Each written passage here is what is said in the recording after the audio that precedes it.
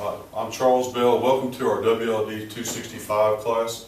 Our class addresses automated welding as well as cutting. Today we have different lab objectives. Let's discuss those. We need to learn the functions of the teach pennant. We have two teach pennants here at the college, so we'll have to learn between the standard teach pennant and a new one that we have called the I pennant. We'll learn the difference between quick and full menus. We're going to become familiar with the teach pennant and the different functions, as well as we're going to learn about the dead man switches. Okay? So what is a teach pennant? A teach pennant is an operator interface device. It is connected to the controller via what? A plug and a cord. Okay? It does the following. Moves the robot, creates and edit programs, test programs, set up production. It does a status check. It performs manual functions, and it configures different applications. And there's a lot of different applications we can do with this robot. It's just not moving the robot, guys, trust me. The Fanuc iPennant Teach Pennant has a color graphics interface. Pop-up windows, multiple windows will appear. Intranet access, integrated help and diagnostics, customized displays, and the new one that we have actually has a touch screen. Okay? The older one does not, but the three new ones we have do. Here's a picture of your iPennant. This is a 30IA. Again, these different things are available with the 30IA. Pretty cool, right? Nice, like the nice color graphic screen, correct? It's pretty nice. Okay? So the heart and soul of this whole thing is this. Okay? So this is your new R30B iPennant. It has 4 additional jog keys. It has a faster processor, a new rear grip, new firmware, higher performance, new web browser, and some unique graphics capabilities. All right. Oh, and on the back, located in this place, you will find that there is a connection for your USB port as well. Okay? So, what is this? Right? This is called your dead man switch. It's a 3-position dead man switch. So, when you apply pressure, you have a hand strap here. When you apply pressure to the middle part of this dead man switch, it only takes one now, the robot will move to different locations. But let's say that Zach flinches, or the robot's about to crash, right? What's he going to do? He's going to squeeze that, right, as a normal reaction, and then the robot will stop. Okay? So when you press this, again, it has a middle position that the robot will move. Okay? But if you squeeze it too hard, what's going to happen? The robot will not move, right? Okay? So in that case, when this is off, or when you squeeze too hard, the power to the servo motors is removed and the brakes are immediately applied. Okay? All right. So here we go. Used to ensure your safety. Interrupts the robot motion in a hurry. You must grip and hold how many? Say it. One, right? Okay, when the teach pin is on, dead man, again, what happens? You release servo power, and what? The brakes are immediately applied. Okay? All right. So your on-off switch is located here. It enables teach pin control and programming when in what? The on position. But when you have it off, so some of y'all may wonder, well, why can't I move my robot, right? It's because your teach pin is not on, because you cannot jog your robot with it off. You cannot create a program, and you cannot test run a program. Okay? So, some functions can be performed with it in the off positions, but those cannot. Okay? All right. E-stop, emergency stop, located here. Right? As well as on your control panel, there's an emergency stop. The emergency stop is located in here. Press the button to stop the robot immediately in case of emergency or failure. Will function when what? The teach pin is off or on. Off or on. Okay? So it doesn't have to be on for it to function. We have on the teach pin, we have different keys. We have navigation keys and data entry keys, robot motion keys, execution keys, editing keys, application-specific keys, and help diagnostic keys. So let's break them down, right? Let's go to different ones and talk about these. Function keys. 1, 2, 3, 4, 5, correct? Use these keys to take specific action depending upon the screen display. F1 through F5, when you press these keys, they're used to make what? Choices. Based upon what? The teach pendant display. So we have different displays for different what? Choices and different ways and the different applications that we apply. Each function has a label depending on the menu displayed on the teach pendant. So next screen, I have examples here of different things that is controlled with the function keys. Point, there's actually, when you press that, there's 4 default robot motions. Weld start, arc weld, and weld in. A definition menu comes up of choices. What do you want to do at that point? So you have to scroll down and determine what application you want to apply something to. Touch up. Right? You record an incorrect position. You want to what? Change to a new position or change a line. Touch up. Instructions. Oh my goodness, when you press instruction, there's 4 large menus that appear with all kinds of things you can select. So when 4 different sets of menus appear, you can scroll up to menu 1, 2, 3, and 4. Okay? All right. And the last one, everybody says, well, what is EDCMD? You'll be there a lot. Edit command. Okay? That's when you need to make changes. Okay? The new I key is located here. All right? The new I key, this is the R30IA, so it's on the R30IB. It's a special key used with other keys to display special screens. When you hold down this key, a help screen comes up. Okay? Hold it down, but if you don't see the help screen come up, you can what? Press the I key and then help, and then a help screen will come up. Alright, so when you press the new I key and the following things, and there's actually more than this, I got the next slide, different applications are applied. So, are we going to read all of them? No, but we're going to go out in the lab and we're going to do all of them, right? Okay? But these are the different things that come up, but I got one that's really cool. Alright, if you hit the I key pressed with the jog key, it shows the direction that the robot will move when the jog key is pressed. Hey, that would be nice, right? Alright, the I key plus position key then, oh man, presents a 3D display of the robot. There's a little robot that appears in the bottom part of the screen. Wow. And when you move it, it actually moves. When you jog the robot, it actually moves. Right? So that's the different things the I key does, and it does way more than that. That's just the name of color. All right, the previous key, use this key to restore the most recent state.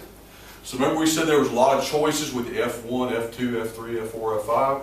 So sometimes when you press this next key, you'll find there's what? More functions available. Okay? Just have to press it and see. Menus key. Use this key to display the menu screen.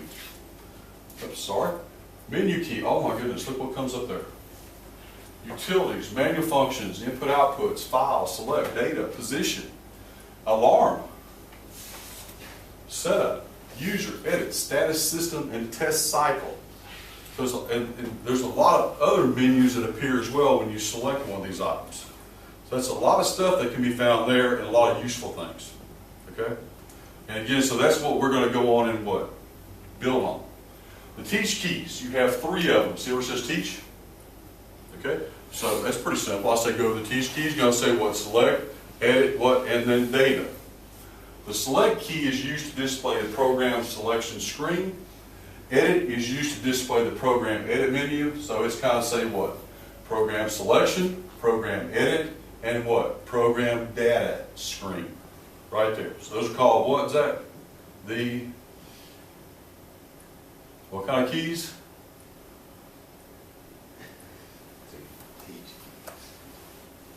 Teach keys. Yes, Right? yes. The teach keys. So now we have the display key. Display key. All right, so the display key, when we use this along with the shift key, is used to change the screen view from what? Not just one frame, but you can have a 1 frame, 2 frame, or triple frame, or a single frame with what? Extended axis. It also enables operation toggling to different frames and to display health diagnostic setup users and menu history. Okay, so again, that's your display screen. Function. Use this key to display. We have different supplementary commands. Here's listed your supplementary commands: abort all, change group, print screen, save, print, cycle power. All these things, again, are in the function menu. Shift keys. There's two of them. So the shift keys are used to jog the robot, teach the position data, and start the program. So you're going to set what? Shift, right? And then you're going to move your robot. Both of these keys have the same function. So we are in a group here, correct? There was 12 of us in this wonderful group. Used to switch to toggle the iPad between different motion groups. So do we all do different motions? We do, don't we? So what is a motion group then? Or when we hit the group key, it defines different groups of axes that can be used for different independent pieces of equipment, positioning tables, and other devices. So when we hit the group key then, can we change over to these other devices? Yeah. Yes, we can. Okay? So you'll press the numeric key to switch to a specified motion group. Examples, you may have group 1, group 2, group 3, and so on and so forth. Okay? These are your jog keys located here. They jog different axes, so you see underneath them it says J1, J2, J3, J4, J5, J6. So those are used to jog what different axes in the robots. Okay? Mr. Bell. Yes, sir. Those axes, they start from the top or the bottom? They start from the bottom. Bottom. They start from the bottom. Absolutely. So you have J1, J2, J3, 4, 5, and 6. Okay? All right. The 4 additional jog keys then are used to jog extended axes or servo gun axes. So when we have things other than what needs to be done controlling the robot, let's say positioners or different devices that's used along with the robot, FANUC has added what? These extra axes at the bottom. Okay? All right. The coordinate key, C-O-O-R-D. What does that do? Controls the method of what? Controlling the robot. Okay? So here's your different methods to control your robot: joint, jog frame, world, user, and what? Tool. Okay? The ones we'll work with a lot to begin with will be the joint and the world, then we'll advance on to the others. All right? The new iPennant also has these beautiful status indicator lights up here. Okay? All right. It tells you what's going on. So in this particular example here, there is a fault. See how it's lit up? And also this particular robot, this teach pen is what we call step mode. Okay? So here's a listing of those. A fault. Hold. The robot's in a hold position. That light's illuminated. Robot's in step mode. So step modes mean you can only what? Run one program line at a time. The robot's busy. Oh, okay. Well, Travis is welding, right, Travis? And you want to make sure it's going to weld when you ask it to weld. So up here, the status indicator light, this will be what? Check that weld is what? You are ready to weld. Okay? All right. So again, there you go. Is that one ready to weld? Absolutely, right? Absolutely. So the jog speed keys are used to adjust the speed of the robot. So when you're programming here, do you want to be programming and trying to identify points at 100%? Robot moves very fast at 100% when you're teaching it, correct? So you use these different points down here, these different override settings, or these different settings. So in some cases you might use these, okay? In some cases you may go up to this point, maybe 15, 20%, okay? But when you're trying to really get very detailed, right, you more or less go down to these levels because the robot moves slower. The forward key, you use this with the step key and the shift key to execute the next program statement. In continuous operations, so when you push in the step key, the light comes on, right? When you push in step key, the light goes off, okay? So when you're not using that then, or in continuous operation, you use this key to commence program robot movement. All right. The backward, use this key and the shift key to execute previous program statement. The forward and backward plus shift key, they can start a program. When the shift key is released during regeneration, then the program stops. So you're moving the robot, right? You've got shift, you're hitting one of the axes, and then you let off a shift, the robot's going to stop, correct? Okay? Robot's going to stop. Hold key then. So we said there was an emergency stop, correct? All right. So how do you just stop the program otherwise when there's not an emergency? You're going to press what? The hold key. Okay? That just halts the program. All right. So in that case, what will happen? The servo power will stay on and the robot brakes will not be applied. It will kind of go to a stop to save on your equipment. Okay, so part one is now complete. Good? All right. And I would like to, we do have a part two which will explain the other teach pendant keys. And I would like to now ask if we have any questions. Okay? Do we have, if you would raise your hand? Okay, yes sir. Okay, so like we did in the plasma cam, whenever we finished up, we could save it onto the flash drive. Yes sir. Obviously, it does have a port for the USB drive. Are we able to save certain programs onto that flash drive? Yes you can. You can actually use the flash drive as well as a memory card, and it can be saved to an Ethernet connection. Okay? But again, you have to determine which default device you're going to be using. Okay? You have another question, Tim? Yeah. I noticed on the teach pendant there was 2 shift keys. Yeah. Does one on the right control with the left and left-right? That way, you know, it's more coordinated, or how does that work? Well, it really depends upon you. Either one of them will work. You don't have to press both of them. Both of them actually do the same function. Okay? So again, it's not right or left oriented. It's either one you select to use. It's kind of like you may be a little more comfortable using this one or that one. You know what I'm saying. Okay? Any more questions? Well, thank you very much. Thank you very much. Appreciate that.